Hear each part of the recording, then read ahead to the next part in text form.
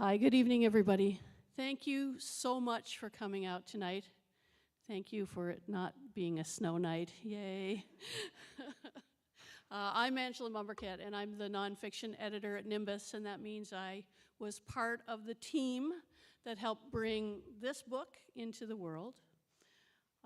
Before we begin, I just want to briefly acknowledge that we all live and work here in Mi'kma'ki, the traditional and unceded territory of the Mi'kmaq.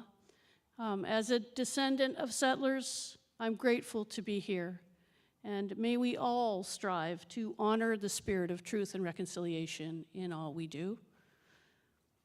Back to this book, you may have noticed a rather unusual author credit for the book. It says, by Dr. Howard McCurdy.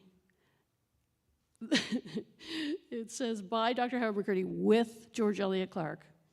And in the introduction to the book, George writes, Dr. Howard McCurdy is the author of this autobiography, period. But in fact, in July 2017, Dr. McCurdy had asked George to edit this work as he was writing it. Dr. McCurdy died 7 months later, and after his death, McCurdy's widow asked George to take on the challenge of editing and completing the memoir. Now, I don't want to dish any dirt here, but Brenda may have had to keep on top of George about actually getting it done. That was 2018. But it was definitely a worthy project. Howard Douglas McCurdy lived an extraordinary life.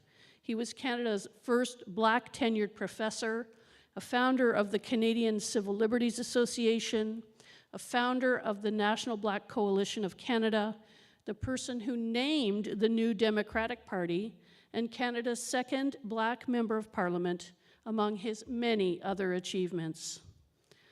Now, George Elliott Clarke really needs no introduction, but I'm going to go ahead and do one anyway. He is a prolific poet, a novelist, and a playwright.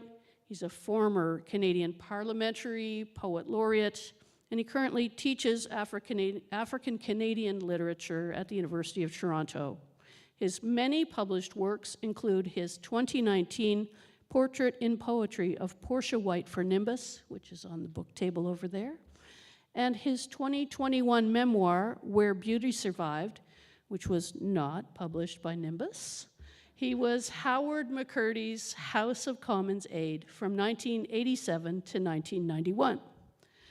Tonight, George is here as part of a distinguished panel moderated by author Lindsay Ruck, discussing Dr. McCurdy's legacy in the context of Black Canadian political and public life. Lindsay will introduce the panel to you in a moment. Before that gets underway, I just want to thank a few folks from Nimbus, our visionary managing editor, Whitney Moran, fearless owners, Heather Bryan and Terry Lee Bulger, and our tenacious sales, design, and marketing teams.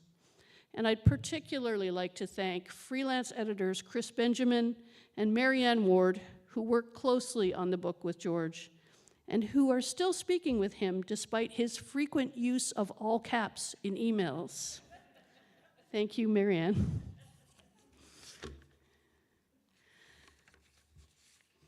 As ever, Nimbus is grateful to the Canada Council for the Arts and the province of Nova Scotia for supporting our publishing program.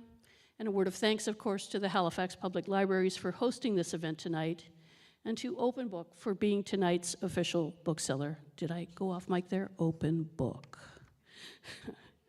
Now, I want to talk about Lindsay Ruck, your moderator tonight. Lindsay is a mother, author, and creator from Dartmouth, Nova Scotia.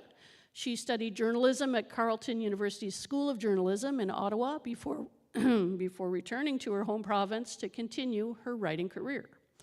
Her first book, Winds of Change, The Life and Legacy of Calvin W. Ruck, details the life of her grandfather, the late Senator Calvin Ruck. Winds of Change was nominated for an Atlantic Book Award in 2015. Lindsay's first book for younger readers, Amazing Black Atlantic Canadians, published by Nimbus, was nominated for a Hackmatack Book Award. Her debut children's picture book, My Favorite Color, also recently published by Nimbus, is about celebrating every color under the sun. Lindsay's love for storytelling and community connection is what drives her to continue to create content that provides inspiration, conversation, and education. Please welcome your moderator, Lindsay Ruck.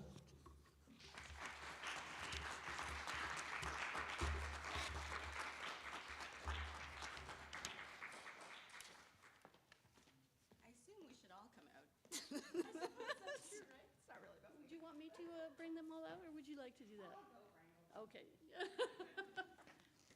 Lindsay's. Shall I fill? We have some distinguished guests tonight. We have Yvonne Atwell, former MLA, and we have Tony Ince, who is a current MLA, Liberal MLA in Nova Scotia Legislature. And on via Zoom, we have the Honourable Senator Donald Oliver, who will be joining us on the panel discussion tonight, as well as, of course, the author and the man of the hour, George Elliott Clarke.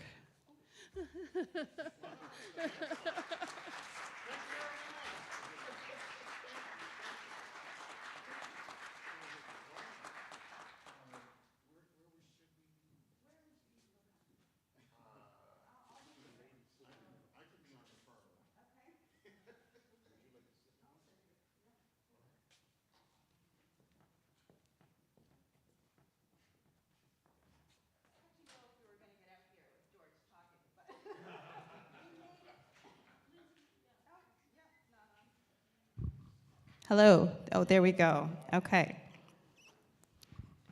Good evening, everyone.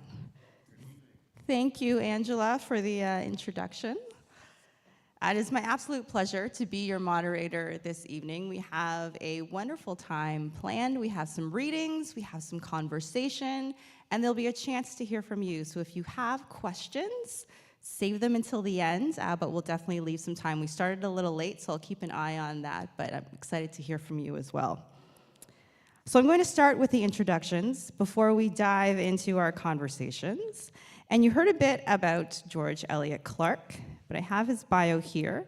The 4th Poet Laureate of Toronto and the 7th Parliamentary/Canadian Poet Laureate, George Elliott Clarke hails from Windsor, Nova Scotia. Yes, okay, we have Windsor in the house.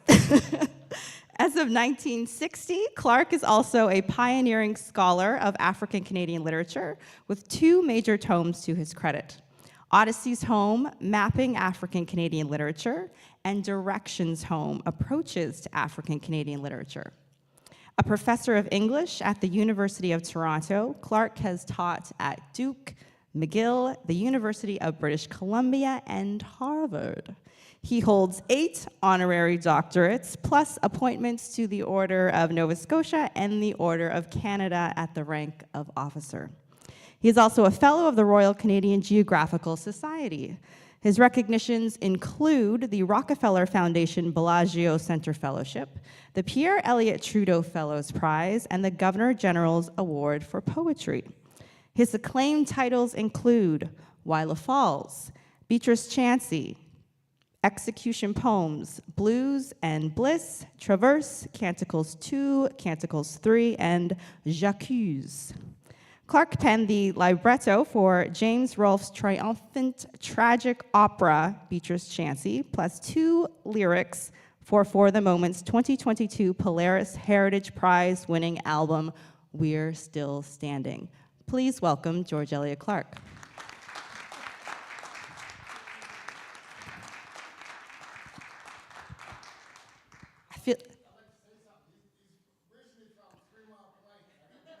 Okay, let's be specific. Let's be specific.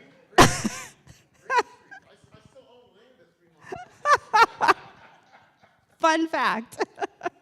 Okay, next we'd like to introduce Senator Don Oliver, and we're so happy he's able to join us virtually. The Honorable Dr. Donald H. Oliver is a retired senator and former businessman and lawyer.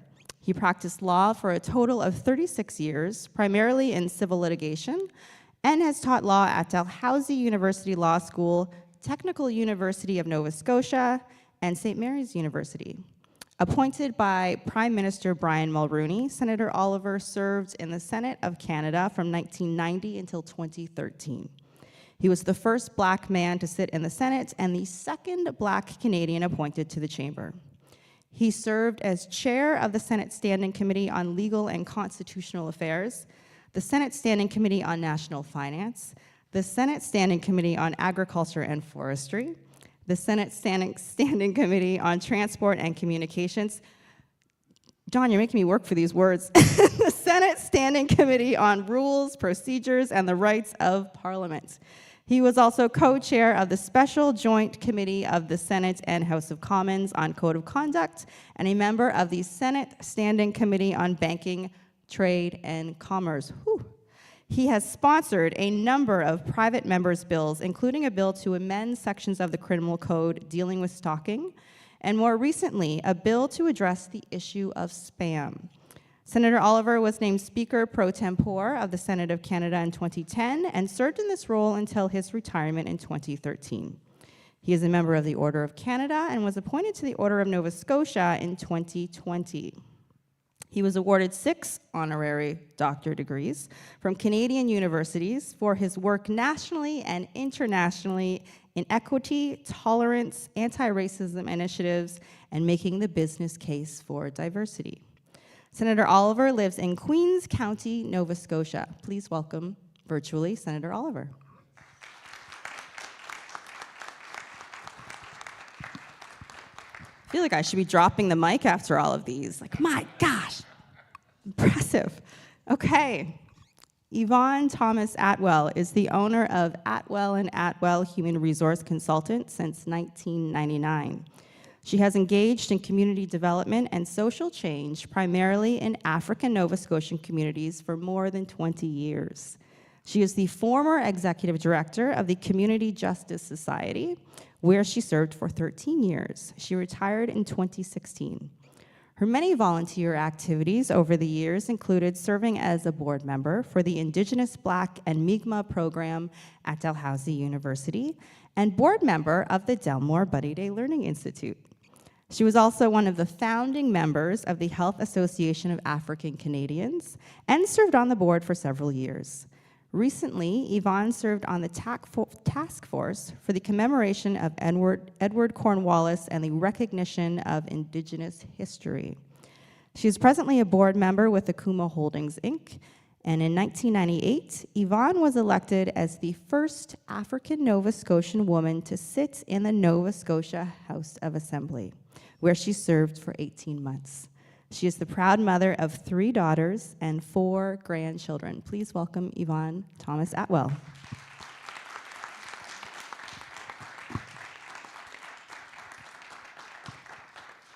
And lastly, but not least, Tony Ince was raised in the north end of Halifax and attended school at St. Joseph Alexander McKay, St. Pat's High School, and Halifax West. Tony lived in Winnipeg from 1979 to 1986. He then moved to Toronto and worked as a background actor and stunt person, appearing in many movies and commercials. That's pretty cool. Wow. I learned something.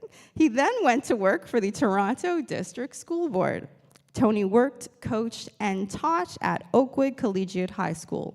He attended York University's BEd program. Tony moved back to Nova Scotia in 2004 with his wife and 2 children. His work included working at the Victoria General Hospital, the Halifax Waterfront, Halifax Regional School Board, Black Educators Association, and Xerox. He was chair of the advisory committee for the Nova Scotia Community College. Tony entered politics in 2007, becoming the president of the Cole Harbour Riding Association. Tony ran in his first election in 2009. In 2013, Tony ran again and was successful. He was then appointed as Minister of Provincial Government, responsible for the Office of African Nova Scotian Affairs, Minister of Culture and Heritage, Minister of the Public Service Commission, Minister of Communications Nova Scotia, and Minister responsible for the Office of Equity and Anti-Racism. You're busy. Tony has received the Dr. Martin Luther King Jr. Award for Community. He has been recognized by Afro Global TV, Silver Trust Media as one of the 100 most influential Black Canadians. Tony is co-founder of the Canadian Congress of Black Parliamentarians. Tony continues to represent Cole Harbour after 3 terms and is very honored to be the MLA for the residents of Cole Harbour. Please welcome Tony Ince.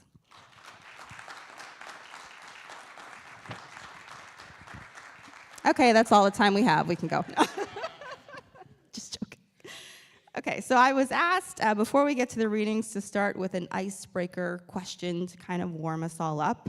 And I feel we want to go deeper than what your favorite color is. So I'm going to go a little deeper, and I thought a grounding question, which will kind of give our audience insight into why you chose to do what you do, or maybe it chose you, depending on how you look at it. So my question for each of you, and I'd like to begin with Senator Oliver before we get to the readings, is what drew you or motivated you into a political or public figure life? What was the moment where you thought, this is what I need to be doing right now, this is where I should be?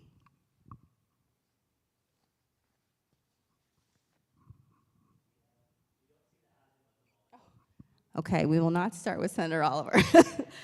Let's start with you, Tony.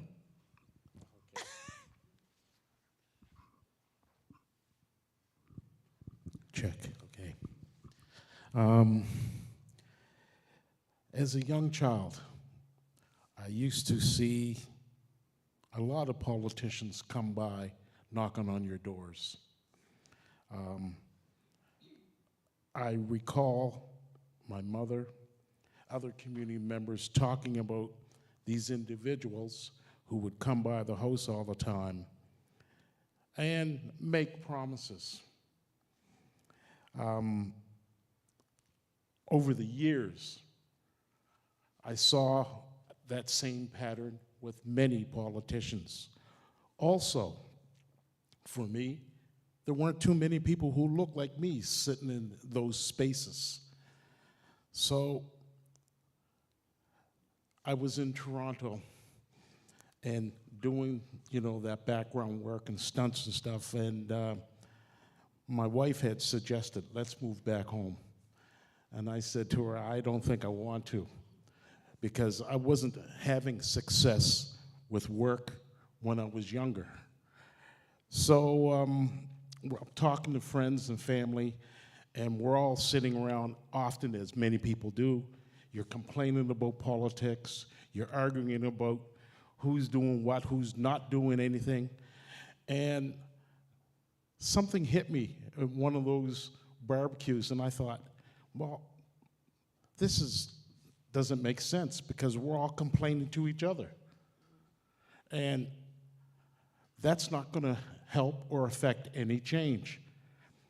So I looked at my wife and I said, well, if we go back to Nova Scotia, I said, the only job that I think that could give me the same excitement as what Toronto was giving me would be politics. So I looked at them and I said, well, if I go back home, I'll give it a try. I was just really being funny about it. I wasn't really serious. I got home and I saw that things were still the same from the way I sat. I thought things hadn't changed much. Yes, you've had Yvonne, you had Percy Paris, you have Wayne Adams, but there was a big gap between them and people like me continuing that. So I thought, let me give it a try. I started campaigning with Mike Savage, and Mike and other people put the seed in my head, and here I am. The rest is history. All right, I see that's excellent timing. I see Senator Oliver has joined us. So, Senator, thank you so much for being with us. Can you hear us? Oh, we can't hear you. Can you hear me now? Yes, there you go. Good, good. So thank you for joining us. We've just gone through our introductions, and we're starting with our icebreaker question. So we've heard from Tony, so now I'm going to ask you the same question. And it's about that moment where you felt like you wanted to shift into politics. Was there a moment where you felt like, this is what I need to be doing right now? No, there was no such moment in time for me, because I've been in politics all my life for over 60 years, working from the political party up. But before I go into my reasons for that, I would like to say thank you to the Halifax Library for its patience and understanding of my illness, to Nimbus Publishing for their staff and support and encouragement throughout. They're just a great publisher. To George Elliott Clarke and participants on the panel discussions tonight, I'm honored to be on here with you. And it's also a great joy to always work with Lindsay, who is just a wonderful person and very knowledgeable. And I'm here tonight to speak about my book, which the forwards were written by the Honorable Brian Mulrooney and by George Elliott Clarke. And I look forward to reading from that book in a little while. But first, back to the question. There was no moment in time, and the reason for it is that I had been working in political party organizations at the party level for years up. I licked envelopes and put stamps on. I delivered mail. I made phone calls. I raised money. I did all the backroom normal things and slowly worked my way up. So I became the vice president for the Nova Scotia Party, and I later ran and became the vice president for the National Party. And through those things, really got my way into politics and was able to do the things I wanted to do, which are very, very much like the ones we just heard about from Tony. And that is, I wanted to contribute back to the community, to a chance to break down Black systemic racial problems, to make a change in public policy so that would affect the changes in society as I saw them, particularly about racism, and to promote culture and education among Black Nova Scotians. So there was no great moment. I moved up the slow way, but I got to the top. Thank you. Yvonne, I'd like to now ask you, and maybe there was not a moment, but what kind of inspired that move into politics? Can you hear me? Yep. I have to think back. It's been a long time.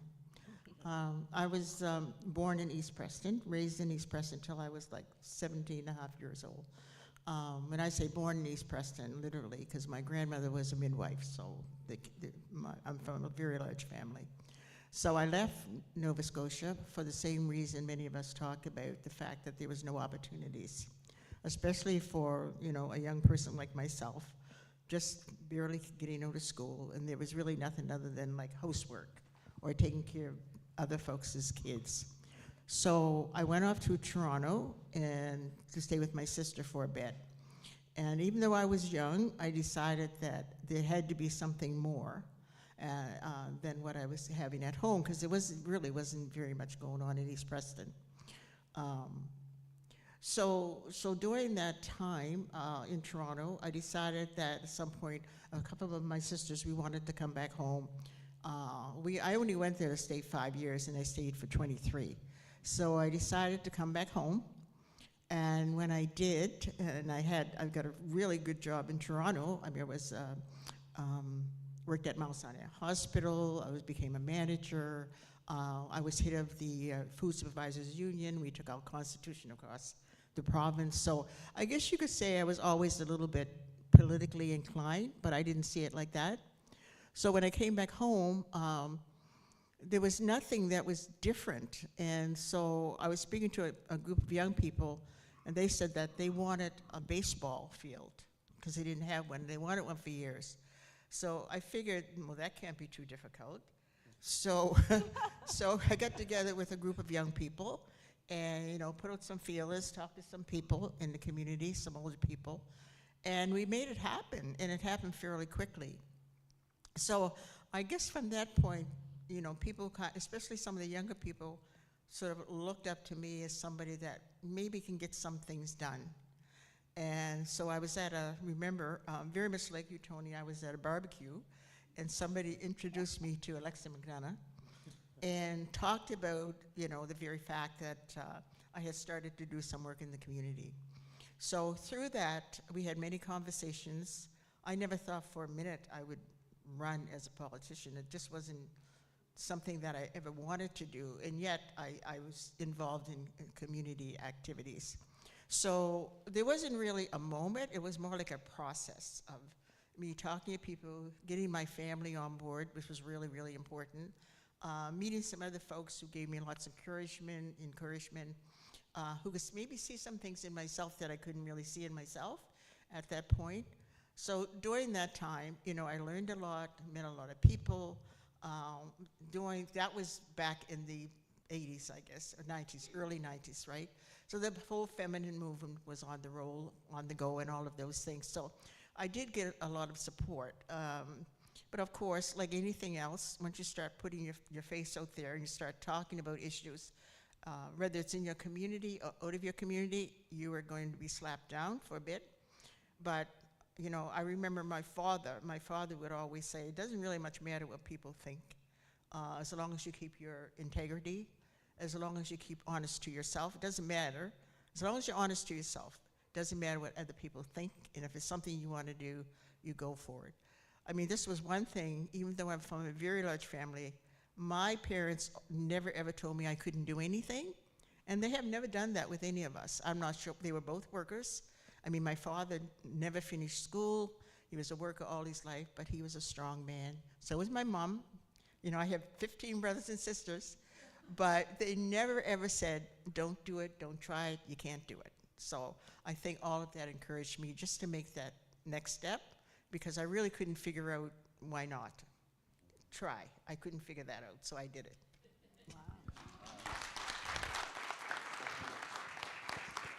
Say 15 brothers and sisters? 15? Did I hear that right? Okay, just making sure. 15, I wanted to check if I heard that right. 15 brothers and sisters. Wow. Okay. Just processing. I have 2 children. I cannot imagine. So George, I'm gonna switch your question a little bit, your icebreaker question, because not everyone may know your connection to Dr. McCurdy. And you note him as a mentor, but you actually also worked for him as a constituency and media relations liaison. So maybe tell us a bit about how that came to be. Well, first I have to say that when you have 15 brothers and sisters, you got to be very political. You got to learn politics at home immediately. About, you know, getting access to resources and so on, and making a case for yourself, defending yourself, and oh, that piece of cake is mine, right?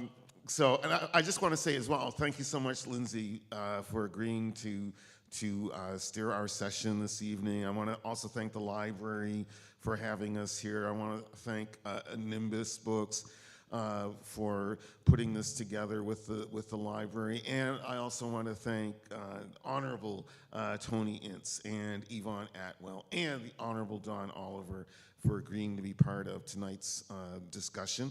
And so to begin to answer the question, I need to say this, that I'm from the north end of Halifax, originally from 3 Mile Plains, Green Street, and so on, right on.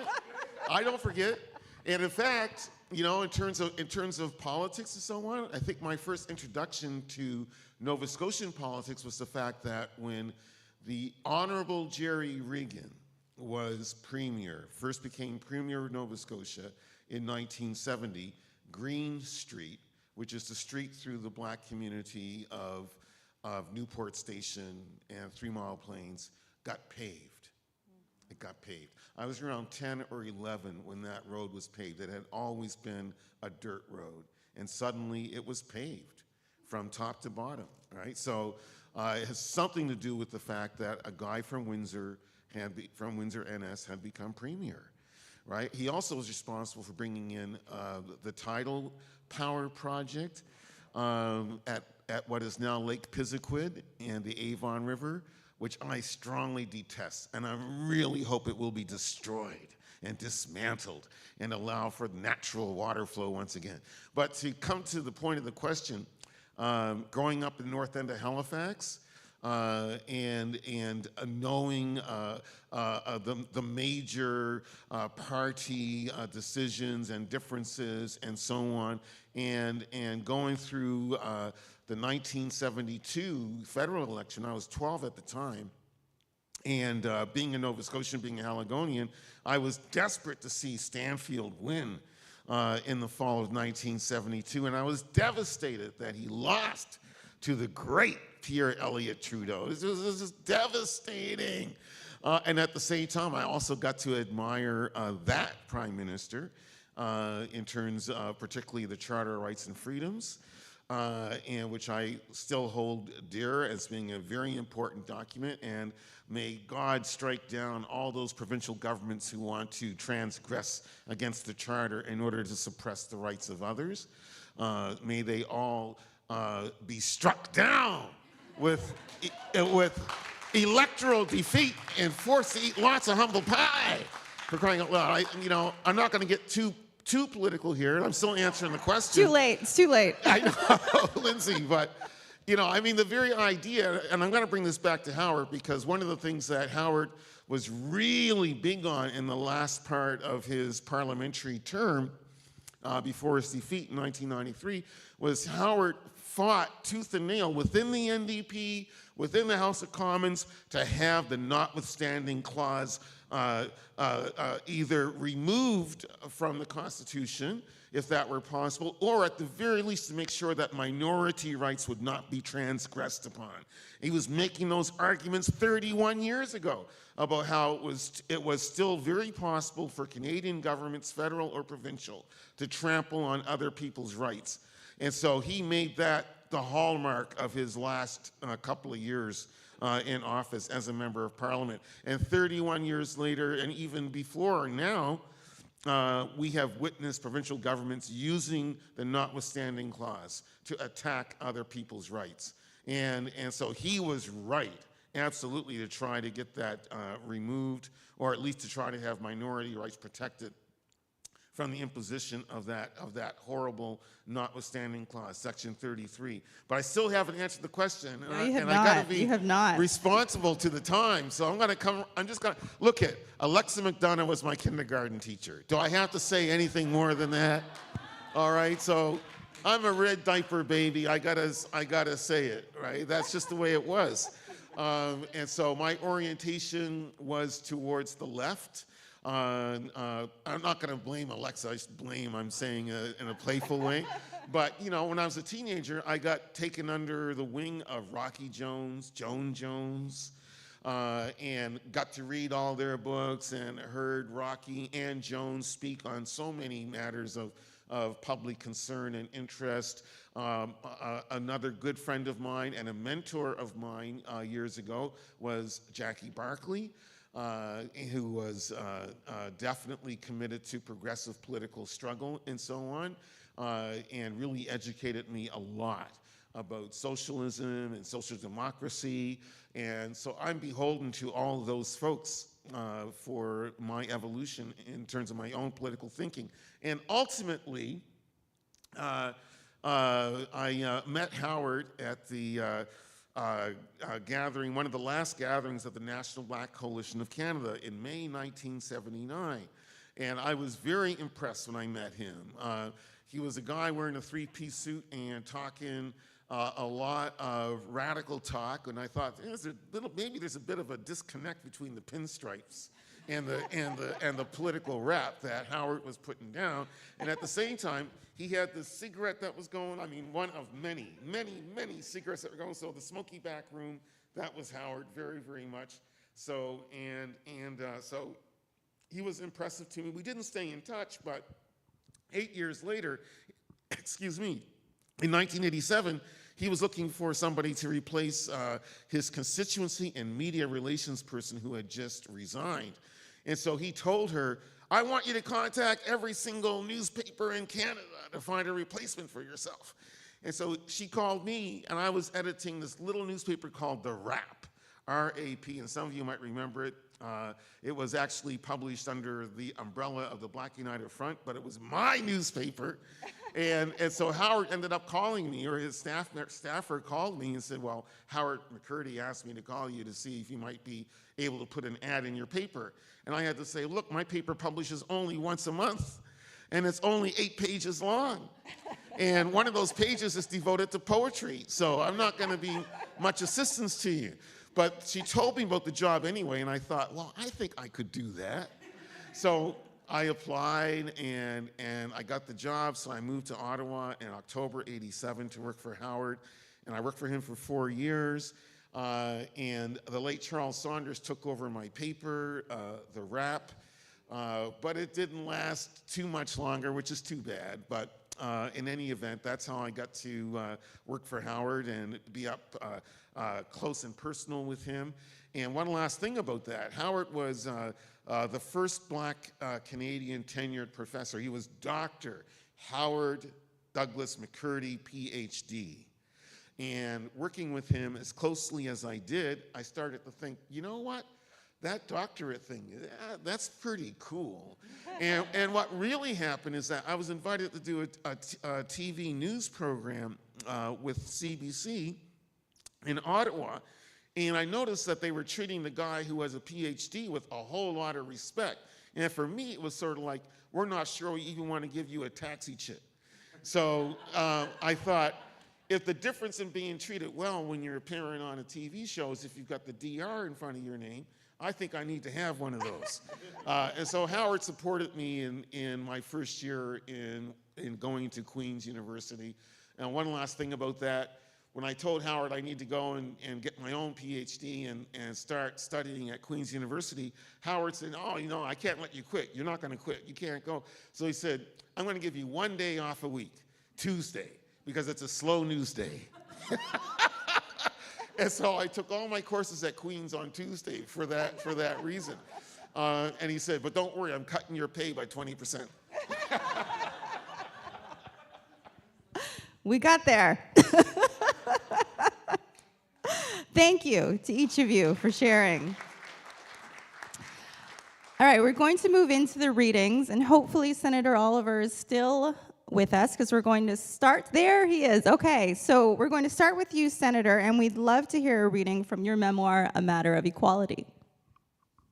Thank you very much. Can you hear me? Yes. Okay, great news.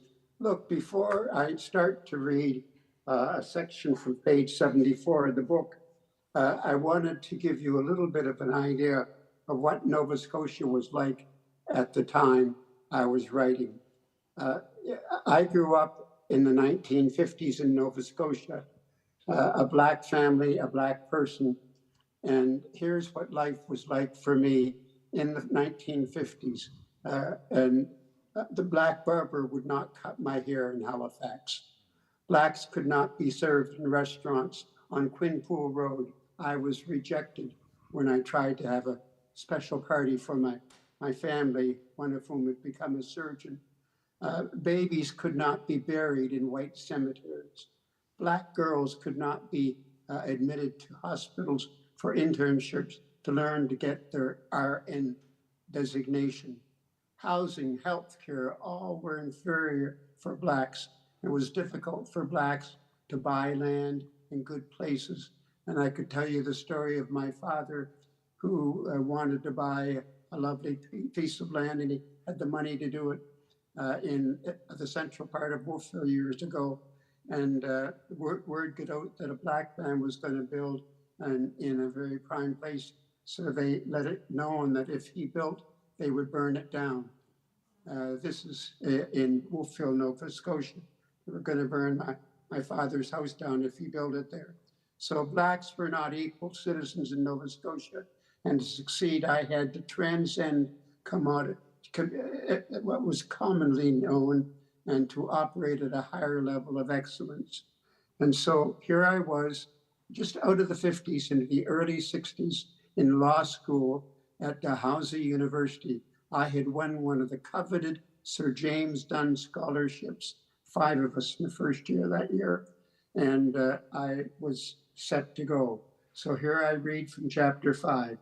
There were no more than a couple of times in my life when I forgot that my skin color signaled an immediate physical and emotional problem for many white people in society. One day, while I was at Dalhousie Law School, I was walking with Darrell T. Warren, a fellow Sir James Dunn scholar, a tall 6'4" white man from Saskatchewan.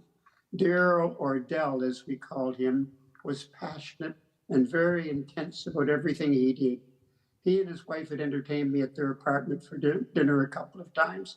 She was very nice, a short woman with a winning smile. She made me feel comfortable and welcome in their home. I think they both wanted to learn more about Eastern Canada and more about Black people, and I sensed that they had very little direct experience with Blacks. Del and I skipped an afternoon of studying one day in first year to go play pool. The pool game would be another way of feeling each other out, just to see what type of game each of us had and to learn even more about the person themselves. Today, it wouldn't be pool, it would be golf. You do the same thing. He was eager and ready for the challenge, and so was I. I didn't tell him then that when I was in my mid-teens, onlookers would pay me 25 cents if I could break the balls and shoot all 15 without missing. I collected a lot of quarters that way. We checked the yellow pages and found a pool hall near campus called the Q and Cushion. We walked into the small hall in downtown Halifax and looked over a few tables. The room was dark and smelled of cigarette smoke. No music played. Hardly anyone was there.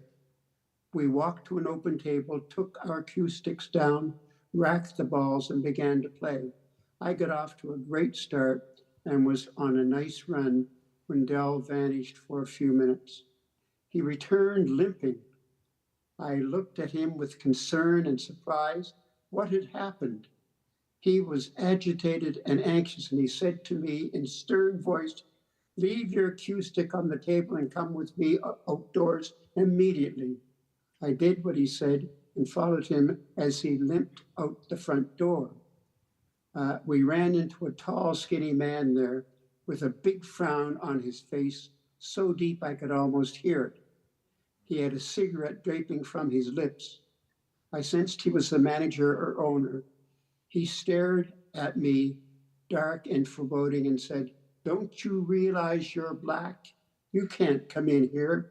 He pointed his finger at Dell. "You can stay." Then he pointed back to me. "You have to go." His racism was right in my face. How could I ever forget something so blatant and fundamental, that I was Black in a world where that meant that I would be treated worse than white people no matter what? This pool hall manager had the white power and privilege to remind me that he thought that I was not equal to white people, that he could stay, but I must go, merely because of the color of my skin. There was no sign on the door saying I could not go to the hall to play. I had not lived long enough away from my family home in Wolfville, and it was a sharp reminder that I would always have to be ready to defend my human rights at all times. This billiard hall experience instilled in me that I will be living virtually all my life if the constant reminder that I am different from most other Canadians and that somehow I must prove that I am worthy to enjoy the same benefits as white majority. Dell and I walked back to campus, thoughtful under the afternoon light. During the course of that, I stopped and asked him, "Why were you limping?" He stopped. "I just made it up," he said. "I did not want to tell you the things the man said about you, when he pulled me aside and told me that you had to go. I felt that if I was limping, that you would not question it, but would follow me out as you did. Dell did not want a scene inside the pool hall. I really think that Dell was more shaken by the incident than I was. He had never before been a party to anything like that sort of blatant racism in his life. We 5 Oliver kids had been called pickaninnies in school, and we'd seen a lot worse than that. Back on campus, we started to talk about what had happened. Like good lawyers, we researched the issue. I called the Department of Justice and the provincial government and explained what had happened. My human rights had been violated on racial grounds. I said that such discrimination had to end. The person who took my call said legislation was being drafted that might help. They sent me a draft copy and requested my input. I made several notes for changes in the draft to try to tighten it up. The bill, the Fair Accommodation Practices Act, would make it the law of the province of Nova Scotia that no one could be kept out of a place to which the public was customarily admitted on the basis of skin color. The bill became law and later became part of a broader Human Rights Act. Places like the Q and Cushion could no longer be legally allowed to bar the public based on race. In the meantime, the Q and Cushion would still have nothing to do with Black people in its establishment, so the owners had their lawyers incorporate them as a private society under the Societies Act. You had to become a member of the society to enter the pool hall, and they could refuse membership to anyone. I never did apply to become a member. And if I could just end up my readings from the book earlier on, where there's a Black DNA in the Oliver family. There was nothing in our school books when I was growing up about the contribution that Blacks had made to culturally, socially, and economically in Canada. But our parents taught us about how Black people, including members of my own family, had achieved great things in Canada and beyond. We grew up well aware that we had relatives who were famous, distinguished Canadians who had performed in opera halls around the world, had been awarded the Order of Canada. But we also knew how hard life was for them. We knew about the time doors were slammed in their faces because they were Black. We heard stories of how they fought for tolerance and equality. We knew about slavery and systemic racism. As a family, we were a team, and if we didn't know it at the time, we loved one another and would always support one another, and we enjoyed being together.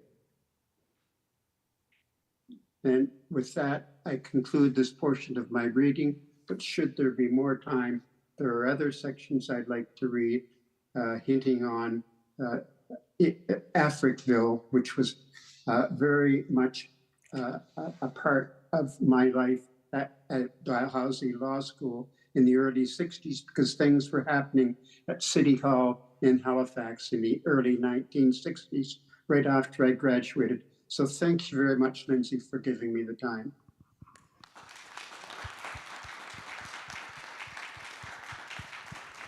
Thank you very much, Senator Oliver, for sharing. I've heard that story before, and it's always jarring. It's always uncomfortable. And the reality is you could switch out pool hall for barbershop in the 50s or switch out barbershop for restaurant in the 60s. There's so many of these stories that happened not that long ago. That was not that long ago. So thank you very much. Now, Tony, you have agreed to do a reading from the book of the hour, Black Activists, Black Scientists, Black Icons. So I'd like to turn it over to you. You selected a passage, so I pass it on to you.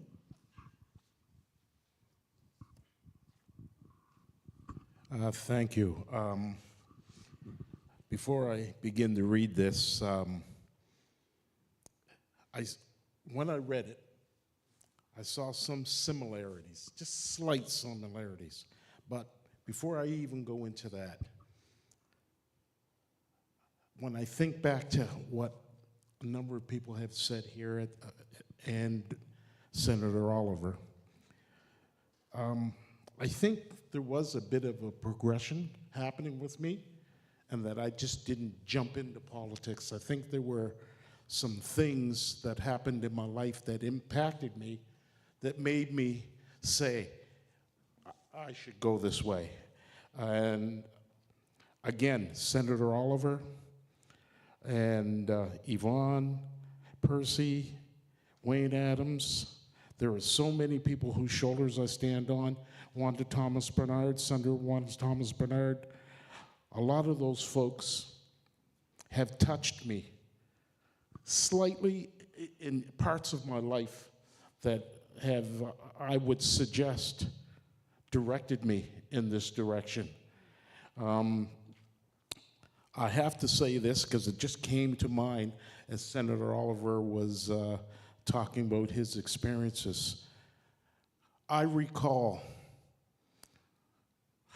I think I was probably about 12, 13 at the time, but I recall when Martin Luther King got shot, and looking at the reactions of the communities and the adults in the community and how that event impacted them, left a real indelible mark on my mind. It left me with this sense that things have to be equal. You know, that I have a dream speech and all of that just really came within me. It is something that I believe all human beings have been impacted by, and I think that also is one of those things that, you know, made me seek out equity and equality and justice. So I'll leave that and I'll get into this passage because, as I said, it's called Babylon Smoozing, Life in Mulrooney's House. Taking my seat in the House of Commons for the first time, chills shivered my spine. Snaps of the house had not conveyed its architectural magnificence, nor the palatable sense of history that it invoked. Yet, here I was, a descendant of U.S. ex-slaves, taking my place among the elected, empowered Maple Leaf elite. No more a spectator was I. Rather, the spectators, my judges, would be my constituents. Yes, all Canadians. As the 33rd Parliament commenced, I was joyous, but also respected its majesty. I felt awed to be among persons, names, and faces spied usually in newsprint or on TV screens. George Hees, Flora MacDonald, John Turner, Warren Almond, Joe Clark, Dan Heap, Pauline Jewett, Ed Broadbent, Stanley Knowles. The beat goes on. I was somewhat starstruck to be seated across from the Right Honorable and seated next to the member from. Admittedly, my first reaction to Brian Mulroney was merely to accord him due respect as the Prime Minister, an admiration for his magnanimity in embracing all MPs. Mulroney and his wife Mila were heartily Okay, I'm losing the track. I got the wrong glasses on. Were heartedly courteous to me, although the PM relished joshing me about being a socialist. When, when introducing me to Mikhail Gorbachev of the USSR and US President George H.W. Bush. Another meet and greet was actually an audience with Pope John Paul II. When we shook hands, so flaccid was his grip, I imagined that he was merely an animated scarecrow. If the meeting and the greeting lasted a millisecond longer, his arm would flop off of his body. My schedule was dictated by house routines. I'd be at my office by 7 a.m., sip chicory-enhanced scalding coffee, speed read the Globe and Mail, the Ottawa Citizen, and the Windsor Star, scan the morning news shows, but caucus research would forward me notice of hot-button conundrums. And there were recs for talking points by my own Big Zero or Windsor staff. Though I chortled over weird tales, my laser focus was on subjects within my critic area and on issues riling Windsor. By 9 a.m., I met with research staff to discuss the host schedule and decided which MPs would participate in question period, QP, which was the key moment to allow opposition or backbench MPs a chance to be on camera or in the public eye and to relay a question or a quip that could play well nationally and locally, thus holding the government to account, but also giving the questionnaire a high-profile boost for re-election. Yes, that's one of the things we do. Those wishing to ask a question would submit arguments to buttress the query. After some debate, the host leader would choose the subjects. Then he would cover us for QP, or in Rule 21, a 1-minute statement after QP proceedings. When assigned a question or a statement, or when I was to participate in debate, my staff and I would hunker down, do the research, pore over the books, newspapers, and Hansard texts, and then I'd author the question, statements, or speech notes. 1-hour French lessons, each noon were the de rigueur. I scrupled to exercise facility in the tongue. I became skilled enough to pose questions and parry them in francophone scrums. I even became the preferred MP for interviews on CBEF, Ottawa's francophone radio station. If I had a quest, we'd sup in the parliamentary restaurant. Otherwise, lunch would be gulped down in the center block cafeteria. QP began at 2:15 p.m. and ended at 3. Press scrums in the lobby outside the chamber followed. If I brooded a question of import, I could expect a barrage of cameras in my face and mics up my nose. Thank you.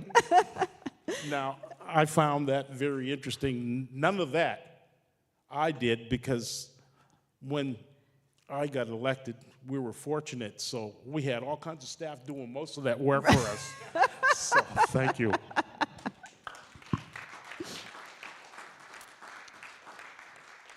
Now, George, you're next, but I'm just going to ask you, and maybe you already knew this, when you received the manuscript and was asked to edit, were you happily surprised at how well he could write? Because he's an excellent storyteller. Or did you already know he had this ability?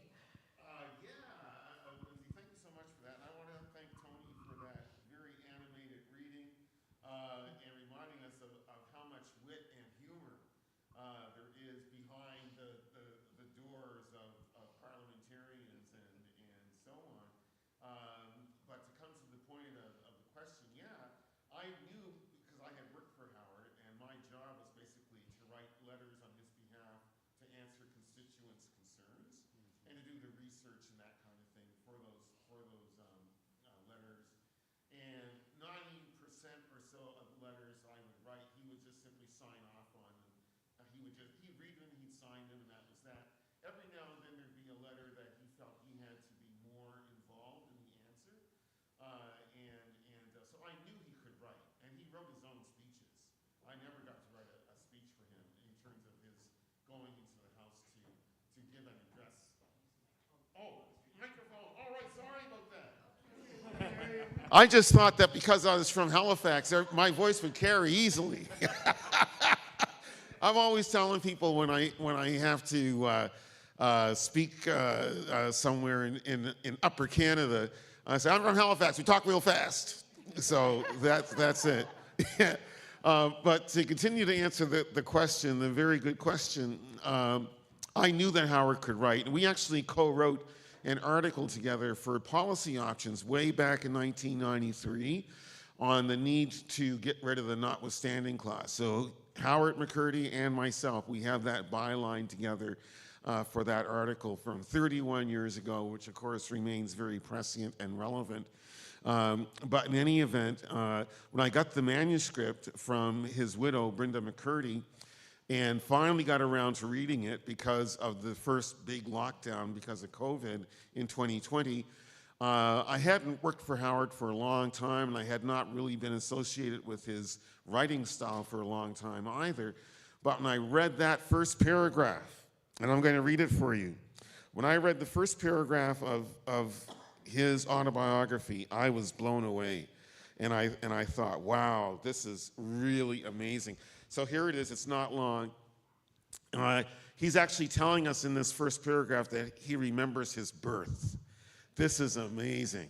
He says, I was falling, plunging downward through an infinite array of rapidly receding points of light in the agitated blackness, an inky cascade.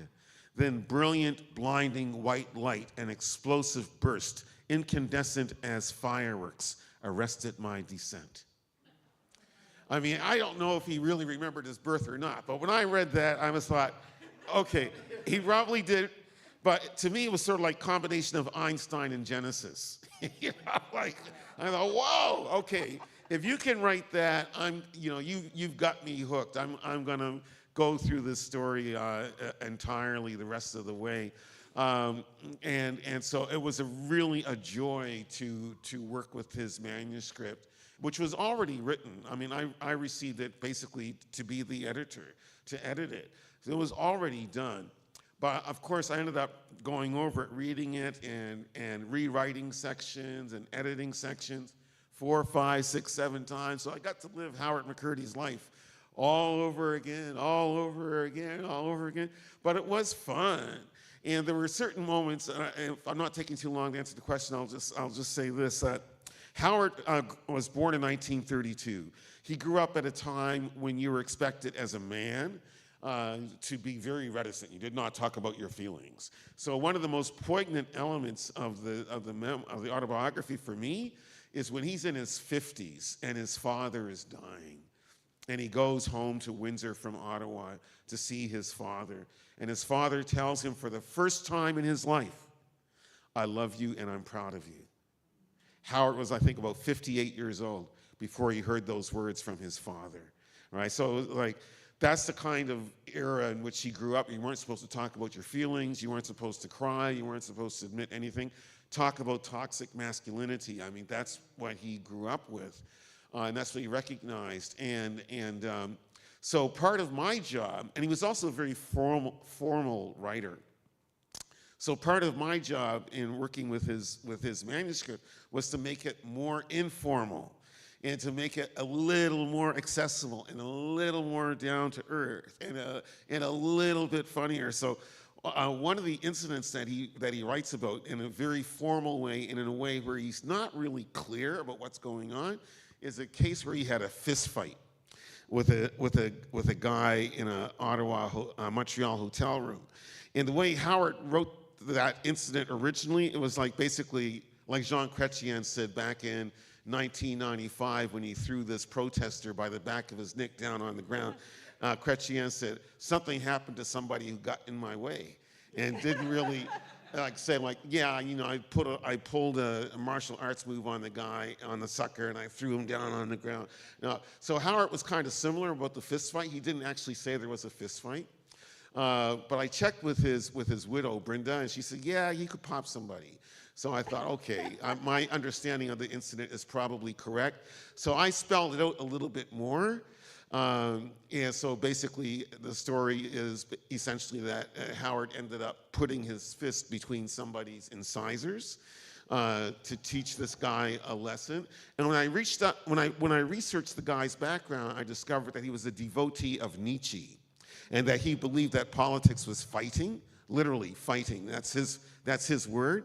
So I thought, okay, Howard, you were right. You know, just pop the dude. So anyway, so I gave it just a little bit more description to make it clear that that's what was going on. But if there's still time, I'd like to read a short section. I was going to say that's the shortest reading I've ever heard you do. Thank you, Lindsay. Absolutely, you have the floor. Okay, so I'm going to be very, very brief, but I hope I've given you a sense of, and Tony's reading as well may have given you a sense of how funny this work is, how witty Howard is in describing various situations. So I'm just going to read a couple of very short passages. So this is about a meeting in Ottawa as he's trying to put together the National Black Coalition of Canada. So it's the summer of 1968. Radical 1968. And so here's his description of Montreal. It wasn't 10 days that shook the world, but there was still a whole lot of shaking going on. True, in 1968, Montreal was a cosmopolitan commercial and cultural center, a kissing cousin to New York, Chicago, Paris, London. It didn't just trade furs, it vaunted furriers. There's a difference. It toasted singing poets like Leonard Cohen and Hollywood babes like Geneviève Bujold. It even had in its radical FLQ a terrorist underground modeled on the Front de Libération Nationale of revolutionary Algeria. In comparison, Toronto had the X, the Canadian National Exhibition, a national fair that was embarrassingly municipal, except for imported Las Vegas has-beens crooning over cocktails. So it was a revelation to be in that raucous, Joel-gabbling, jazzy metropolis where everyone said je m'en fous, or tabur, or a gal could call herself une Pepsi. Really, if it were not for Quebec, Canada would be one hellish, deathly boring suburbia of hockey arenas and donut shops.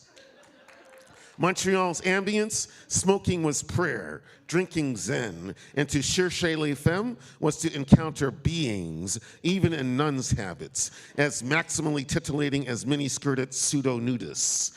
The air was pure perfume, nicotine cut with alcohol, and everybody seemed to be on perennial strike. Taxi drivers, teachers, even the cops. One couldn't help but think of Paris, the spring of the 68. There's much to be said for a city boasting a Rue Chaly and an Avenue du Président Kennedy, but also one where in 1734, a black woman, Marie-Joseph Angelique, escaping slavery, may have sparked a fire that incinerated ye old Hochelaga. And there's one more little section I'd like to read as well, and it's about Halifax, because Howard came here in '68 and gave a speech that was attended by hundreds of people in this city, and it ended up helping to spark the creation of the Nova Scotia Human Rights Commission. Soon I touched down in Halifax, the Royal Navy's ex-North Atlantic capital, chilly, foggy, salty, and exuding memories of war, even of Sebastopol in charge of the Light Brigade Crimea. But slavery was also honored in Nouvelle-Écosse, not as an antebellum Dixie phenomenon, but as a set of inherited racist praxis. So Scotians dubbed their redoubt Mississippi North. Many blacks lived in segregated circumstances but preferred it, for white folks disparaged, exploited, and prosecuted them as if by divine right. The seaside black community of Africville had just been dispersed to fix the desperate condition that Euro-Nova Scotian political and economic abuse and disregard had brought it. Atlantic Canada's largest garbage dump placed steps away from Africvillers' homes, water having to be boiled before consumed, no sewage service, no fire protection. Africville could have been Soweto, South Africa. Just fewer black people and no Boer accent. Hardly had I gotten my bearings in the warden of the North. Whoever controls Halifax controls the sea lanes between North America and Western Europe, when a panicky Gus Wedderburn thrust a letter into my hands. It warned of an impending crisis. Stokely Carmichael and his wife, the South African-born singer Miriam Makeba, had just vacationed in Halifax with Rocky Jones, had radicalized local youth, and had posted 2 Black Panther cadres to Nova Scotia, allegedly to buy a farm to train guerrillas in target practice. It was all a lot of hokum, right? One last very short scene, a very short paragraph, but I gotta read this. Later that night, I conferred with Rocky Jones, the lanky leader of Haligonian black youth. Branded a radical and right proud of the label, Rocky was a gregarious, fun-loving, ultra-charming personality, the kind of chap who could dance, jive talk, hook a salmon, down a buck, shoot snooker, sink baskets, and dominate charismatically either lecture hall or tavern, street, corner, or caucus meeting.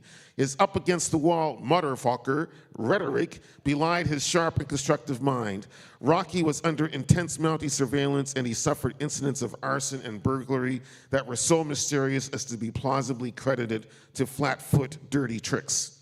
We congressed in a hotel room presided over by Roosevelt Rosie Douglas, the Malcolm Xist Montrealais, more akin to Castro's percussive Cuba than to Gregorian chant Dominica. However, his surname echoed my middle name, so I regarded Rosie with wary bonhomie. Memorably vivid to me still, Rosie laid on his bed in the unlit room while Rocky stood a statuesque silhouette in the moonlit window. The scene, pure neorealism, but as pacific as a household moment in Pontecorvo's Battle of Algiers. Tobacco smoke strafed our nostrils. Scotch in New Scotland was an icebreaker. Or was it Keith's India Pale Ale? That brew, locals poetically pronounced it Keats. Outside, the street smelled of dark chocolate due to an adjacent factory. Halifax ladies unfurl Chanel with top notes of chocolate. Wow. I'm always waiting for you to break out into song as you're reading. You get so close, I feel, and then dial it back. But thank you. That was fantastic. So before the readings, we talked a little bit about the moments or where you felt inspired or why you wanted to get involved into politics. So now we're going to move ahead a bit, and you're there. You're in it. And I'm going to start with Senator Oliver, who's hopefully still there. We're going to talk about, Senator, a bit in the back when we were talking amongst ourselves, we talked about how quickly a black person enters politics or public life and you feel like you're just set up to fail, or you feel like there is something on your back because they just want you to fail. So I want to talk about those early days. What was it like entering these different political arenas for you? Well, the main arena was the Senate of Canada. The provincial and federal party structure was not as difficult. But once Prime Minister Mulroney had summoned me to the Senate, I suddenly had all kinds of new roles and new situations that I had to confront. And perhaps one of the most difficult was one that I thought you were going to get to, which was conformity. And a number of people said, well, you're here, and now, even though you're black, in order to get along here, you're going to have to go and do things the way that we do them. And in my 23 years in Ottawa, in the Senate of Canada, I never had to be forced to conform to voting for any bill or for accepting any public policy, because I was acknowledged that my roots, my Black roots, my African roots were important to me, and that those roots were not going to go away for some political party. Thank you. And I also just want to acknowledge, Senator, we are in February. It is African Heritage Month. And Senator, you were the first Black man appointed to the Senate who created and successfully passed the motion to recognize contributions of Black Canadians in February as Black History Month, which was unanimously passed and recognized across the Parliament of Canada. So we acknowledge that today, and we thank you for that. Thank you. So similar question, Yvonne, you are a Black female entering a white male-dominated arena. I'm wondering what those early days were like for you.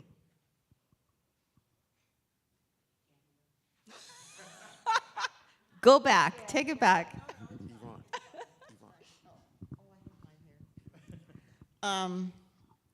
Well, I had a headache for 6 weeks. Once I decided to run and the election started and all of that. And I don't think anybody took me seriously at all. A lot of women that was part of the feminist movement, strong group, they would ask me questions like, well, what makes you think you can do this, right? How can you do this? So because I was very naive in a way, that it didn't matter what the question was, you know, I'm doing it because nobody told me not to, and I can't figure out why I shouldn't. So I never thought of myself as being a Black woman, you know, who stepped into this after being away for so many years. I couldn't see myself, and I was running in the Preston area too, which predominantly they were the Black area. So I always felt that community around me, whether they approved of me or not. And some people did, some folks didn't want me there, even in my own community. But it was a sense of the community being there anyway.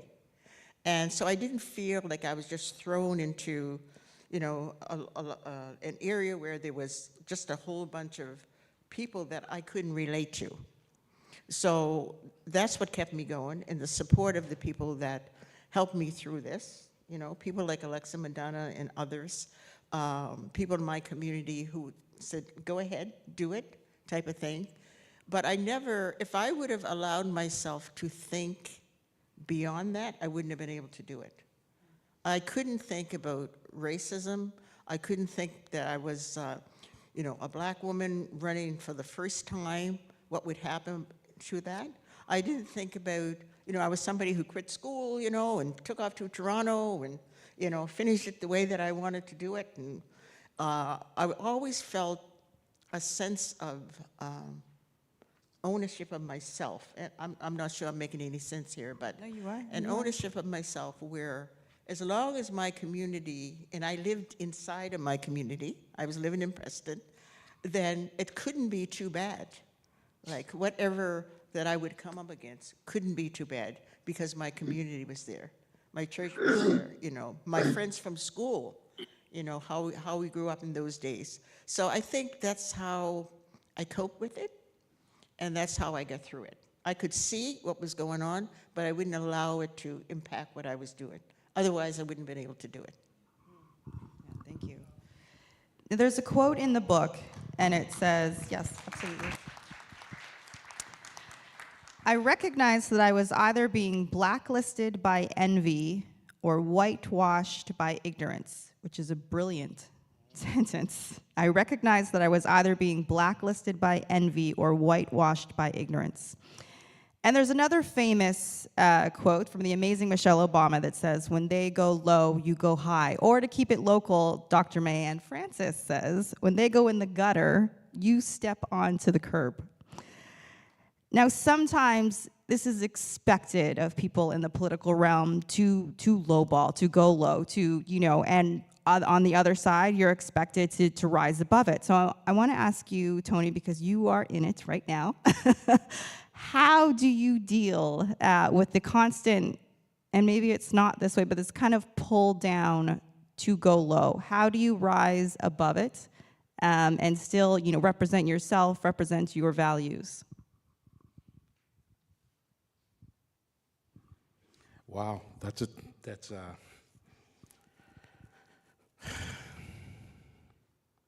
First of all, let me just say that I entered this with a lot of naivety. I had no idea really what I was getting into. I had a passion. I wanted to do something, and I'm the type of person, if I want to do it, I'm going to do it. And I think that comes from my family, my mom, her sister, and what they've done in their lives. So I always take the approach that I don't have the answer. It's my duty to try to learn and understand other people's perspective.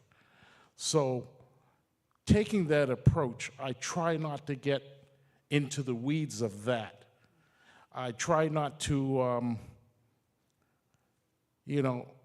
engage it. I try to understand the other person's perspective and why they're coming at me the way they may be, or looking for me to go low.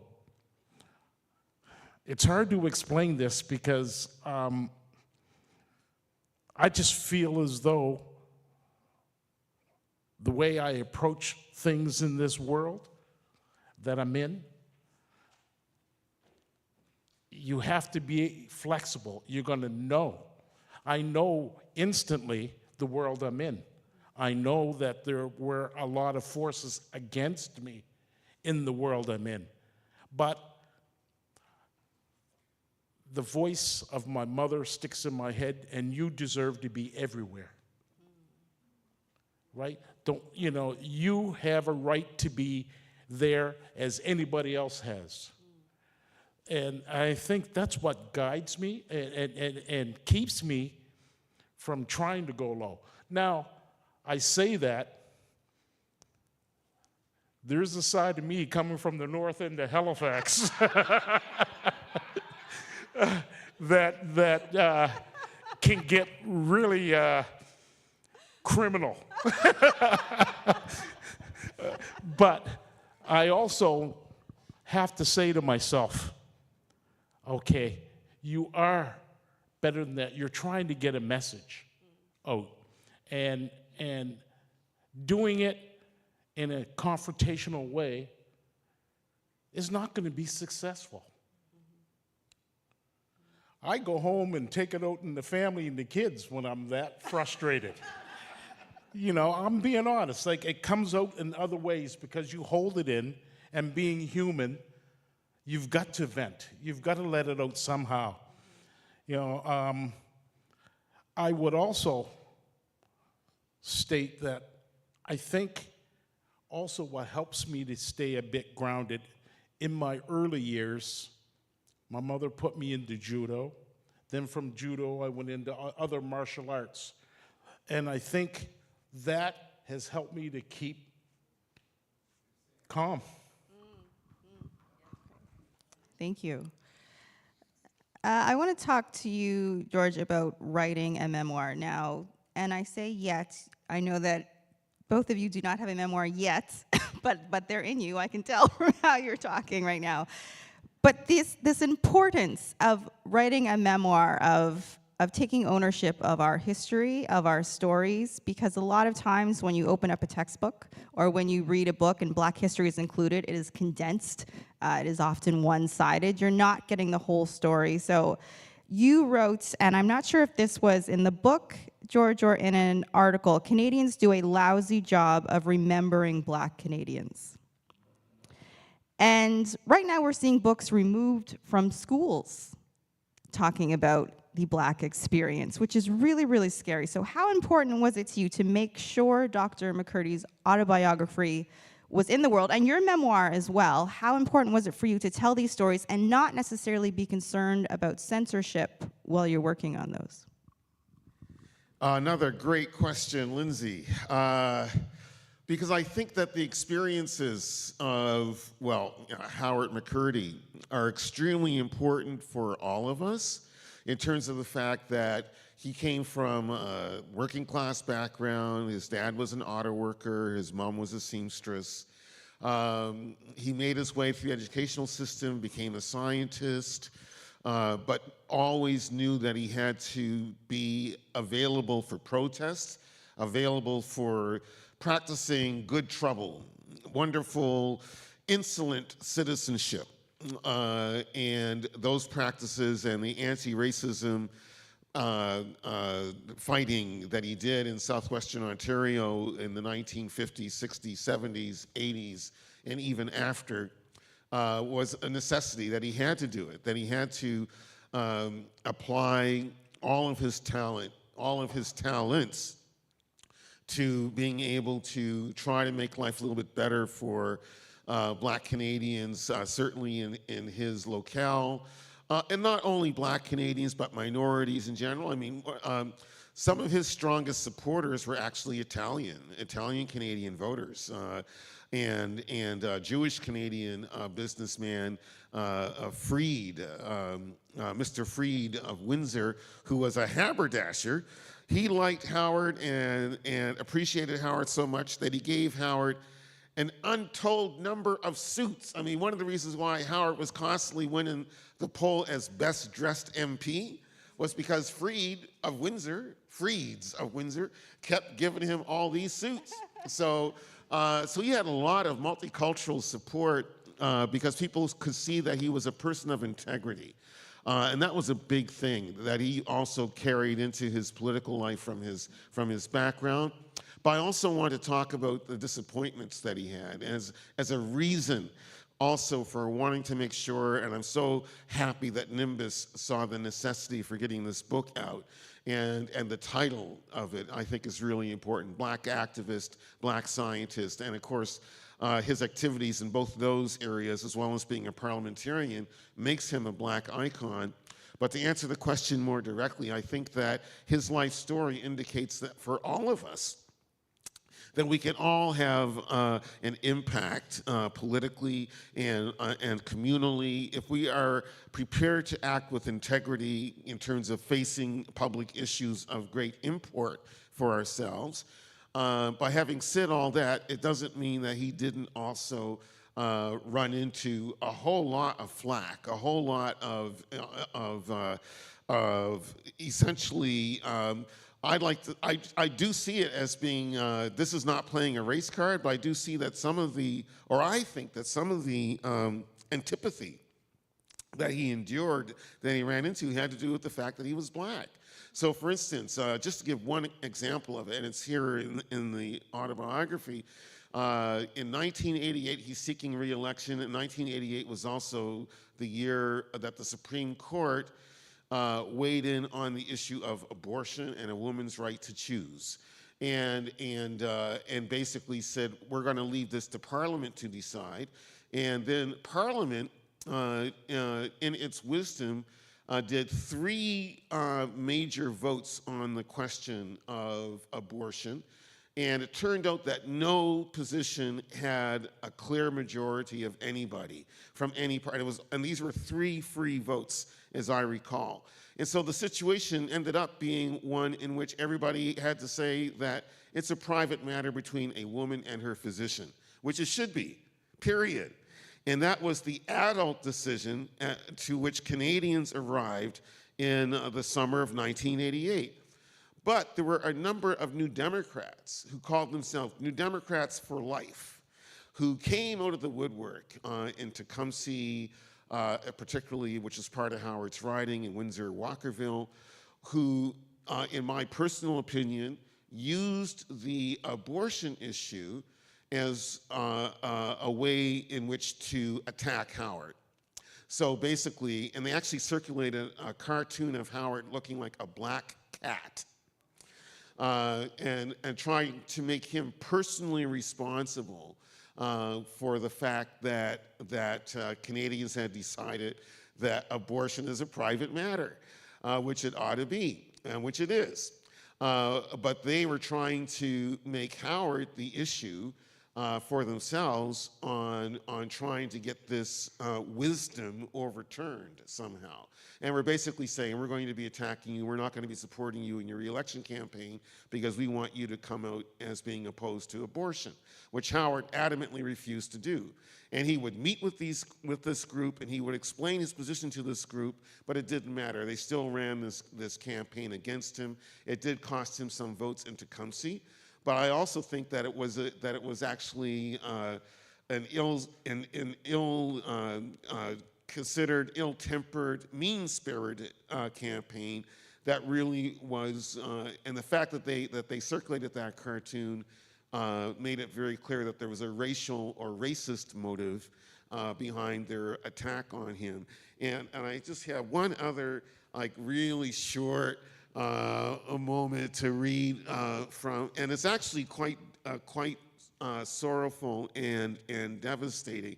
And this is from 1997, and Howard was seeking the NDP nomination provincially that year because the sitting member had resigned, and so the seat was going to be up for. The seat was opened up for an election, by-election to be precise, and Howard was prevailed upon by the NDP leadership to seek the nomination, but he had supported Bob Rae's social contract because he thought that it was the only way to deal with the parlous finances of the provincial government, thanks to the capital strike to which the NDP government was treated once Bob Rae took office in 1990, but unions were not willing to forgive him for that move. So many years, even after the defeat, his own defeat in '93, the defeat of the Rae government, in 1995. So in 1997, he goes up for the nomination, and this is what happened. Preparing for the nomination meeting, his staffers, or friends rather, I should say, he's out of office by this point, help him run his campaign to get the nomination, and he believes that it's a pretty probable victory for himself, and so he runs. He says, 80 members said I was their man, so we were confident of a win, even though we knew the Canadian auto workers opposed my candidacy. Sensing an upset, practically as many reporters showed up for the nominating meeting as did Windsor Sandwich voting members. Now, I knew I wasn't going to be a Bill Clinton-style comeback kid, but more like Billy the Kid facing Pat Garrett smoking pistol. Even so, once the votes were tallied, Arlene Rousseau was markedly stunned by her unanticipated coronation. Just as stunning was the instant vanishing of the Ontario NDP reps in attendance without a word to moi, whose candidacy they had urged. The CAW denied involvement, but according to comments in the Windsor Star, the auto workers had engineered my loss. What goes around comes around. Gritty Sandra Pupatello, the Liberal candidate, triumphed in Windsor Sandwich in the by-election, tapping 47% of the vote to Rousseau's 25%. But the real winners were the Tories, headed by the unapologetically regressive conservative Mike Harris. The true blue lefties of the CAW and its civil servant confreres could now gloat over having helped to elect the most extreme right-wing anti-worker government in post-Second World War Ontario. How frothy but vapid their vengeance was.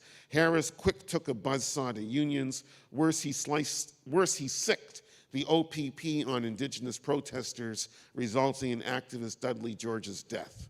BIPOC citizens were told again to sit at the back of the segregated bus. That's not quite the section I was looking for. I really should have a better knowledge of this autobiography, having edited it about 5, 6, 7, 8 times. But I can tell you that when he went up for another nomination for the NDP in 1997, he lost again, and it was clear once again that he was being punished, at least in part, for his support years before for Bob Ray's Ray Days initiative to try to save some money for the Ontario government to keep people working, actually. That's not my view, but that was definitely Howard's view of the matter. But the worst thing that happened in that nomination meeting in 1997 was that his adult daughters also attended that meeting, and they reported to their father that they heard racist comments and the N-word being bandied about. Now, this was a man who had been a 2-term NDP MP, the man who had named the party, New Democratic Party, in 1961. So in 1997, for him to hear those kinds of insults being bandied about as he's once again losing a nomination that should have easily been his, given his service to the party, and the fact that this N-word was being used by some party members voting against him. He says in the autobiography, I remember this, it's in there, I promise you it's in there. He says, that was the last day I considered myself New Democratic Party member. I went home and I watched Tiger Woods win his first Masters jacket. And after that, he started to call it the Negro Disappointment Party. Oh, wow. Well, I did promise time from the audience, so I'm going to pass it over now before we go to some closing remarks. And I believe there's someone with a microphone. If there is anyone who has a question, feel free to raise your hand and they'll come on over.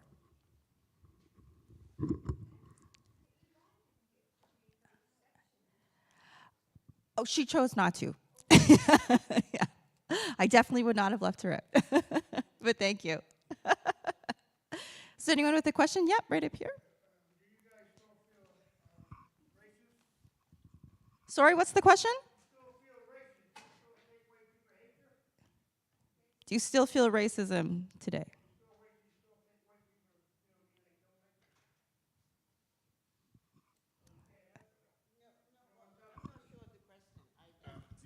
Do you still think that you're experiencing racism today from white people? Well, of course. I mean, you're going to experience. I mean, it's in our society. It's in our culture. I mean, it don't go overnight. Every people who's been fighting racism from time immemorial, so to speak. So it's not gone. If you look at, just look around you. Look at some of your institutions where people are still, in many ways, calling people names. They may try to hide it, but it's there. It's not gone anywhere. And it's not just about, when you think about, like, white people. I mean, everybody knows support, or white people who support them and all that sort of thing. That's not what I mean when I talk about racism. I think, our society itself is racist in terms of, policies and procedures. And look at the folks that have been in the House. Look at the MPs, look at the MLAs, look at the councillors. I mean, that's clear enough to see that, we've still got a lot of work to do, and a long ways to go, and we're trying to get young people to think differently. Very recently, after the last election, people were so upset because of the treatment that we felt our community went through with the present government. I had a little program at Nova Scotia Community College inviting people to come in and talk about those issues, to come in and listen to the elected politicians and those who are planning on running or who wanted to. But we didn't get people from the community coming out because we only think about elections in many instances. In some of our black communities, We don't think about that until there's an election and your party loses. So then you think about it. So I think that we ourselves have to deal with that differently than in the past, because things are changing. Young people are interested. They want the change, but they're also looking at the leadership to help them move forward in those issues. I think there was a hand here. First of all, thank you for what you've shared. I have two questions. The first question is because you'd mentioned people getting into politics and even not knowing what they were getting into. So my question in a way is, would you advise someone to get into politics knowing what they're getting into? That's the first part. And the second question is somewhat tangential, but there seems to be not enough funding for basic things like making sure people are housed and clothed. And I believe the statistics is that there's less than 5% of the population are people of African descent in Nova Scotia, but are experiencing about 16% of homelessness. But yet there doesn't seem to be anything seriously done for that. Meanwhile, there seems to be almost unlimited funds for war in Ukraine. So my question is, similar to the question that was asked way back, is when will the warmongers start having fundraisers and there'll be unlimited funds for people to just live decent lives? And do you see any chance of politics moving in that direction? Thank you. So let's start with the first part. In terms of knowing what you know, would you recommend or encourage other people to get involved in politics? Yes, Period. definitely. Okay, and then the next question, and I believe it's about distribution of funds. Who wants to take a crack at that? About distribution of funds. So right now there's a lot of money going into certain things, but not for things like housing and food and those basic needs. So is there hope that we may see a turn in terms of where money is spent and where the focus is? Do you want to use your mic? I mean, it's always hope, but I also think that individuals also have a responsibility to think about what they need and what they want personally, and then for their communities. Government is not going to fulfill all those holes in our lives, that's for sure. They're just not going to do it. So it's finding a way to be able to think, what is it that I want and I need, and how can I find other people that are similar to what I need and what I want? So it's an educational process. I'm somebody that actually maybe looked at life a little bit different because of the way I was raised in terms of how I view my own personal life and the kind of responsibility that I talk to my grandchildren in particular, because they're coming up. And it's about, if you don't know what you want yourself, and if you don't know how to get it, usually you find somebody to blame. But there's other ways to do things. There's other like-minded people who are out there wanting to help people, but you got to do your part too. You can't just leave everything to somebody else to do. Yes, there's a lot to be done, lots of money being spent for various things, but who makes the decision? We put pressure on policies, we look at it in that way, but it's not going to happen to everybody. There's got to be a shift, a paradigm shift in terms of how we as individuals think about our communities and about our governments, and then start looking at it in a different way, a little bit positive way. When I lost my seat because people worked against me. Some members of my own family hooked up with people so that I could lose that seat. I know that already, right? But those are the kind of things that if we don't talk about that in our communities, if we don't come together, like I said, talk about politics only when it's close to an election time. And then you get really messed up because you come out and ask questions that usually people don't even know what they're talking about. But it's organizing ahead of time. It's getting those young people in a space where because they're smart and they know, but they need leadership as well. I mean, maybe I'm just talking too much, but I mean, I just think that you got to go beyond thinking about as individuals, people have to take some more responsibility for themselves. I guess that's what I'm trying to say. Right here. Okay, Tess, okay. Actually, I'm really glad he came on before me, and I'm really glad you started saying a lot about individual responsibility. And it touches on the idea, especially today, for context, I work as an advocate. I'm also a self-advocate. It's been a rough last couple of years. So I've seen the system in Nova Scotia. I've got a good little sample. It sucks. So anyways, individualized funding. They're talking about it, but it's like they're talking about it, and they keep talking about it, and we're gonna have a 5-year plan, especially when it comes to like disabled people. Sorry, I'm going on another one, but I'll get there.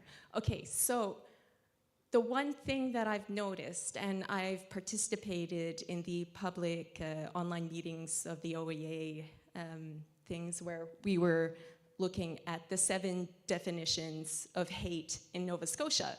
And we obviously have Black racism, we have ableism, gender violence, etc. And the one thing that I find so common that is a barrier for everybody in those categories is paternalism. We seem to have too many people, even when they come from a place of well-meaning, and given you guys are like North Enders and stuff, you would probably know the term of the Needham socialist, where there's plenty of white people here that really want you guys to thrive, but their way, you know, their idea of how things should be fixed. So how do we address the problem in Nova Scotia where it's still highly paternalistic in how we're going to help those people who should be able to have that moment of taking their own responsibility and making a decision as an individual instead of having to rely on a middleman like a care organization? We're gonna help you if you help us type stuff. Like, I feel like there's too many people serving themselves. There's too much conflict of interest. How do we beat that part down, is my question. I am going to answer with another quotation from Howard McCurdy. He was 85 when he passed away in February 2018. And he wrote this epilogue for his life story. And so I want to read this in relation to the question and the comment that you just offered, and the question and comment that was offered just before you spoke. So he says this: that racism is not dead and that conditions could again promote its resurrection can be identified in the U.S., where aspirations to social and economic justice seem to diminish day by day, and where the negative legacies of slavery and segregation are congenital. However, as much as I celebrated it, the ascendancy of Barack Obama in becoming the 44th president of the United States did not signal the attainment of a non-racial society.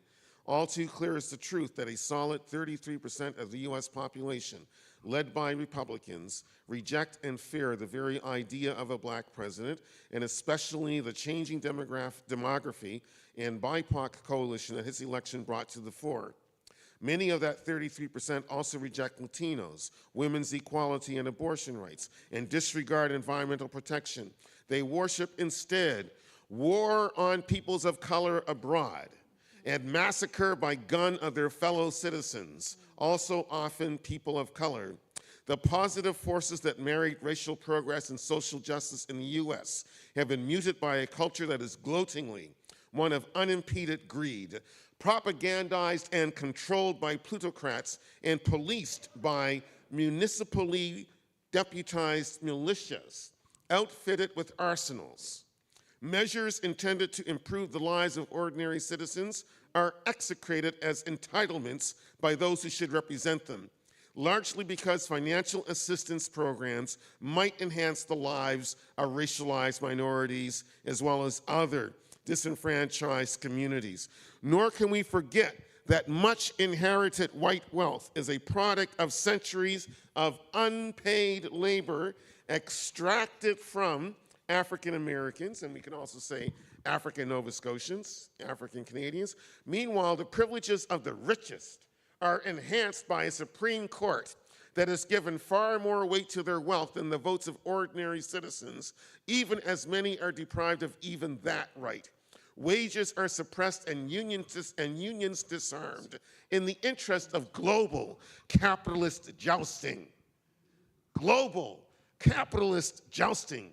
Even while U.S. public education, Tony, trails that of most of the overdeveloped world, slavery and apartheid have been replaced by a justice system that enslaves and deprives minorities of the rights of citizenship or subjects them to execution by cop or execution by judge. In the United States, race still matters while allegiance to democracy is feigned. Finally, in this brave new world, workers, even professionals, are being displaced by machines that profit the few, while others struggle for their livelihoods. Indeed, the filthy rich and newfangled robber barons exert too much economic and anti-democratic power to give a damn for the public good. That their excesses jeopardize the very survival of humanity and perhaps Earth itself seems beyond their understanding. To save the planet and the species, we need socialism or social democracy or enforced sharing of resources, or else my grandchildren may be freed from racism. Their future faces far graver challenges. Dr. Howard D. McCurdy, Jr., CM, Aunt, PhD. There. I knew you would take us to church eventually. I knew we would get there. Okay. So, Crystal, I see you, and I know we are over time, but is it a question or you're telling us to leave? I'm not sure which one. Actually, no, I have a question for Yvonne, because you and I go back many years. I've campaigned with you when you first ran for the MLA position in Preston, but I also know that you ran for the leadership of the provincial New Democratic Party. Yes. And I'm wondering what difference you may have seen in the support from the party as running as an MLA versus running to lead that party. What differences did you see in terms of how people reacted to you as a candidate versus leadership candidate? Actually, that's another story. Because it's a very long one in terms of how I was treated. And there again, I did it only to bring some attention to the fact that nobody should have a carnation. And that was going to happen. So all I did was just shake it up a little bit. I didn't have any money. I had like $500 to run my whole campaign. But it embarrassed people. People were ashamed of that, right? Put all that money into something and then I jump in there and shake it up, and people didn't like that. And they practically told me. So I don't think any of us would have been, whether it was the NDP, the Liberals, or the Conservative, are ready for a black leadership. They're not ready for it. So there is a difference when you go across the province and talk to people, which is what I did as being, of the leadership when I put my name in there. So you go across the province and you talk to people. In those small communities, you can see it very, very clearly how you're not wanted, right? But there again, like I said, I had a headache for 6 weeks, but I did it basically to shake things up, because I had people saying, look, this is too easy for Mr. Chisholm. It's just too easy. So throw something in there. And I knew I wasn't going to win. And I know the 20% of the vote I got was probably, I got to make it feel a little bit better. I can't give a 0. But basically, you're right. I forget about that sometime. Maybe I'll write when I do my memoirs. Yeah. Yes. I Yes. Now, I want to bring Senator Oliver back in case he is still joining us. And I'm just going to note while we bring him back in, before I forget, and I promised I would say this, that the book launch for Walter Borden's The Last Epistle of Tightrope Time, published by Nimbus, it had to be canceled earlier this week due to the storm. So it has been rescheduled to next Monday, February 12th at 6 p.m. right here. So if you are free and you could come, it's sure to be wonderful. So Senator Oliver, you've heard some questions, you've heard the conversations. I want to give you the opportunity for some final words, some final thoughts. Well, I think that the quote from George's book, the last one, was very powerful and very true. And I watched carefully what's going on with the Republican Party in particular in the United States. And McCurdy's words are just so apt. And but my own view is this has been a wonderful discussion. Racism has raised its head a few times, but we haven't gone into the depth that it deserves, particularly from Nova Scotia. Anti-Black systemic racism has been here for 400 years, and we haven't really discussed that in any detail. The other thing is that there are a number of organizations in Canada today that are answering many of the questions that are being raised, such as by fundraising and paternalism. And you should go to organizations like the Black North Initiative, run by Wes Hall, and look at some of the central work that they had done on issues such as youth, housing, medicine, and the final thing that I want to say, I, George, am 85, moving on for 86. I'm not a well man, and maybe I should try to write a eulogy as well. But I don't think I've got the strength.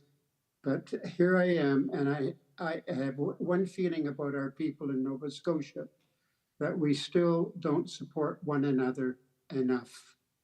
And we still are too much like crabs in the barrel.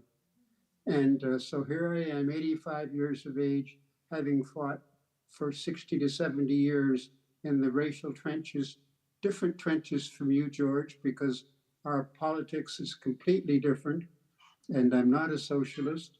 And although I was approached by more than one NDP leader to run for the party, I can assure you of that, and that didn't make my book.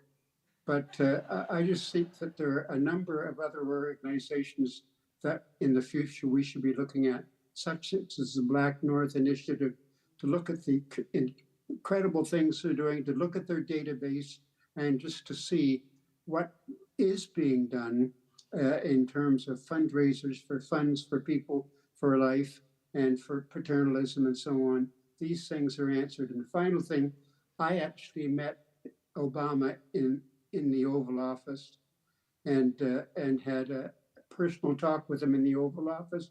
And he did, in fact, make a change in people's lives around the world, and changes for the better.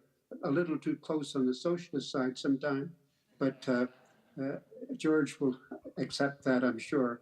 But in so doing, I learned an awful lot about myself by being able to meet the person who was the most powerful political man in the world at the time. That is, the President of the United States was at the time more important than the President of Russia or of China.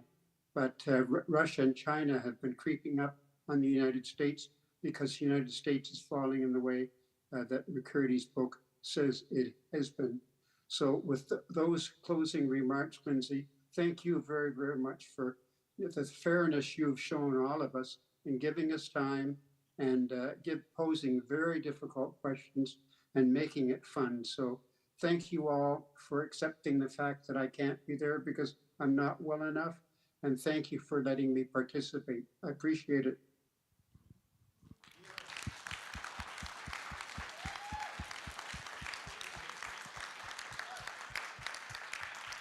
Thank you, Senator. And you're right. We have really only scratched the surface in terms of these rich conversations. So maybe invite us back. I don't know. But thank you, George and Nimbus, and to Dr. McCurdy's family for making sure that this book came into the world. Thank you to our panelists. I so appreciate your honesty and your transparency. And thank you to all of you for joining us. I know we went a little over time, so hopefully you've enjoyed it as much as I have, really. I think there's some snacks over there, and there's books over there, so please enjoy and have a wonderful evening.